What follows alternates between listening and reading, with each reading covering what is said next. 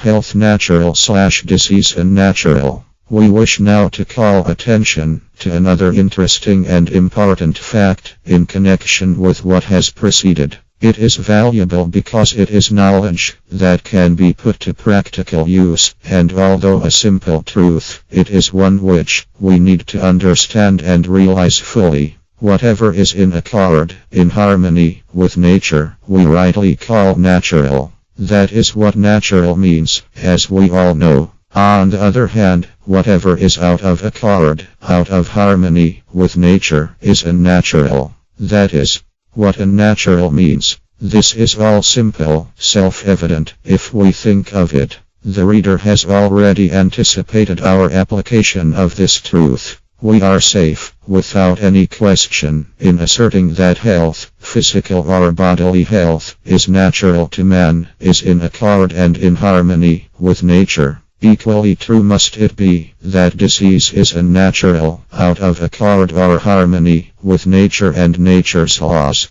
That is, disease is the consequence, as we are accustomed to say, of our violation of nature's beautiful laws and beneficent order, which are God's laws and order. Now it surely follows, if health is natural and disease is unnatural, that all the states or conditions of mind, which tend always to produce disease, the disturbed, disorderly, and distressed thoughts and feelings, are likewise unnatural to man, out of accord and harmony with nature and with man's nature. What are these unnatural states, thoughts, feelings, and passions, which are unhealthful and tend always to produce bodily disorder, sickness, and disease? We have already mentioned some of them, such as severe fright, dread, grief, and so forth. But these are not all, because all disturbed, distressed, disordered states of mind whatsoever are diseaseful, and therefore unnatural to us, are out of harmony with nature's order, and with our own orderly nature, physical and mental.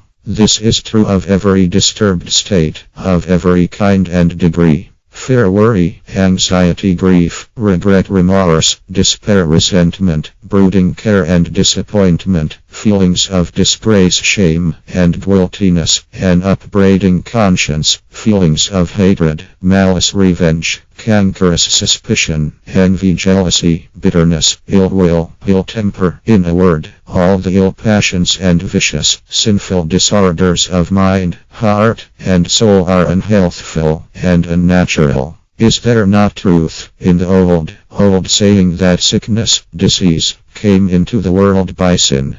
But let us now look on the other and more pleasant picture. It is just as true oppositely, that as effect follows cause, health follows the orderly, natural state of mind, good thoughts and feelings. Does not all our experience prove this? When we come to think of it, the trouble has been, we heretofore have not given our attention and thought to these all-important truths, which are worth more than very much of the knowledge we spend years to acquire. What are the natural states of mind, the feelings, thoughts, desires, good passions which are healthful, restorative, recuperative of the health, and which tend to the recovery and renewing of the life, strength, and vigor of the body? Let us familiarize ourselves with these natural, nature-given, God-intended blessings for man's use and welfare, the health makers, the life and strength restorers and conservers. What can they be but faith, hope, love,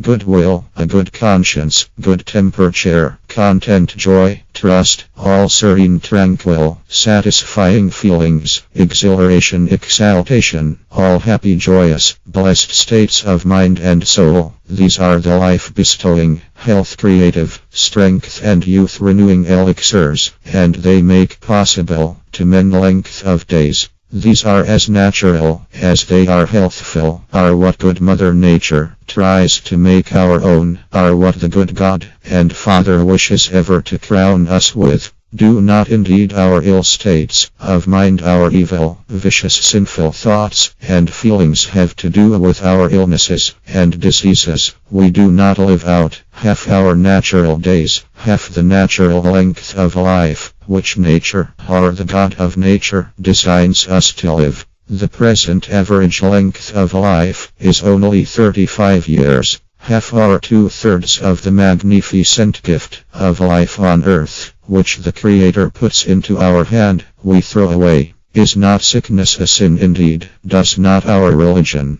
have to do with our health? According to the above showing, would not our morals, virtue, religion, spirituality, if they were true, genuine, and real, be health to our minds, souls, and bodies? If what has been said is tenable, we have here a momentous truth of far-reaching scope and transcendent value. It is no less than this, that the very states of mind, right thoughts, good feelings, lofty passions, noble desires and affections, which are healthful, tend to keep us well, and if we are ill, to restore us to health, and are also the natural, normal thoughts and feelings for us, are also virtuous, moral, spiritual, and truly religious. Faith, trust, love, goodwill, chastity, purity of heart, nobleness of soul, humility, magnanimity, righteousness, holiness, these are religion itself, and make up virtue, morals, spirituality. Oppositely, the ill states of mind and heart